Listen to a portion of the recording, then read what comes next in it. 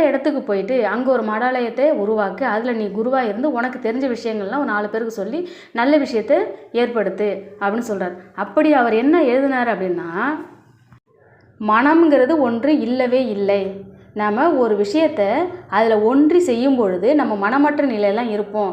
அப்போ எங்கேருந்து நமக்கு சிந்தனை வரும் இல்லை மற்ற தாட்டு எப்படி வரும்? ஸோ அப்போ மனங்கிறது ஒன்று இல்லவே இல்லை. நம்ம செய்கிற செயலை பொறுத்து தான் அந்த மனம்ங்கிறது உருவாகுது. நம்ம எந்த ஒரு விஷயத்தையும் தெளிவாக டீப்பாக அதாவது மூழ்கி செய்யும் பொழுது மனம் என்பது காணாமல் போயிடும். இதுதான் உண்மை அப்படிங்கிற மாதிரி அவர் அந்த வாசகத்தில் எழுதினார். இந்த குட்டி கதை உங்களுக்கு எல்லாரும் புரிஞ்சிருக்கும்னு நினைக்கிறேன். நம்ம இது மாதிரி நம்ம ஒவ்வொரு செகண்டையும் ஒவ்வொரு நிமிஷத்தையும் நம்ம அனுபவித்து அதாவது என்ன செயல் செய்கிறோமோ அதில் முழு கவனம் வைத்து செய்யும் பொழுது நாமும் மனமற்ற நிலையில் முக்தி அடைவோம் என்பதை கூறிக்கொண்டு உங்களிடமிருந்து விடைபெற்றுக் கொள்கிறேன். நன்றி, வணக்கம்.